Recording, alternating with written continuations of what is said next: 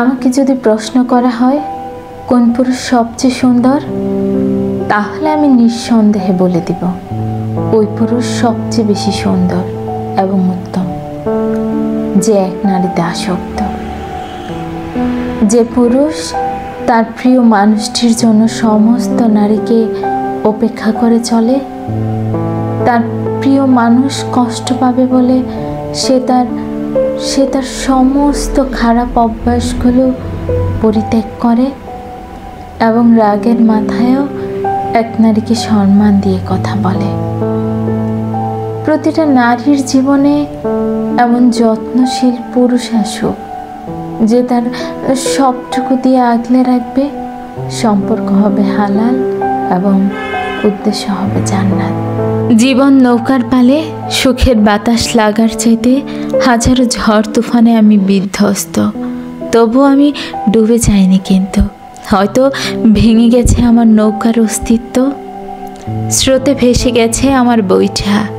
কেউ পরিত্যক্ত ভেবে খুলে নিয়ে গেছে মঙ্গট, তবু আমি আশাহীন হইনি কখনো।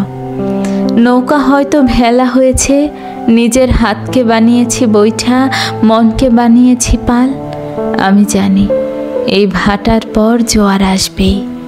আমি শুধু অপেক্ষায় আছি, সে অপেক্ষা শুধু লিলুয়া বাতাসের জন্য না।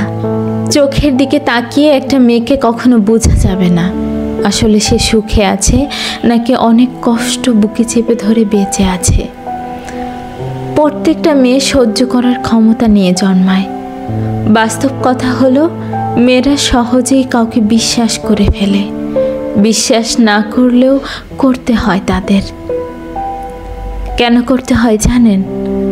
বাবার সংসার ছেড়ে আসা একটা মেয়ে মনে প্রবল বিশ্বাস জন্মিয়ে বাবার ঘর এইভাবে ছাড়ে যে স্বামী নামক মানুষটা তাকে খুব করে বুঝবে, নিয়ম করে আদর সোহাগ ভালোবাসার বৃত্তে বরাবরের মতো তাকে আগলিয়ে রাখবে, কষ্টকে কখনোই তার পর্যন্ত পৌঁছাতে দিবে না।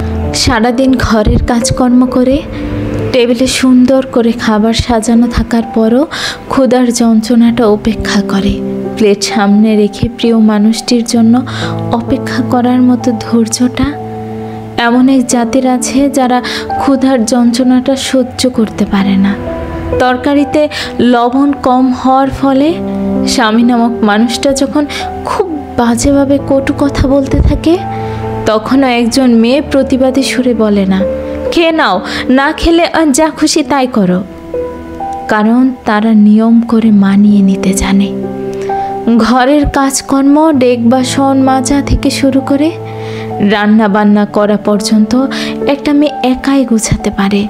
সারাদিনের ক্লান্ত শরীর নিয়ে রাতে একটু রেস্ট নেওয়া অবস্থায়ও একটা মেয়ে কখনো ক্লান্ত অনুভব করে না।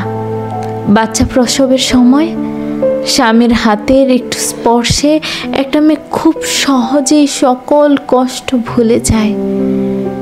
ঘরের দরজা লক করে একটা মেয়ে খুব নিয়ম করে ফুপিয়ে ফুপিয়ে নীরবে কাঁদতে জানে, এমনকি কান্না করতে জানে।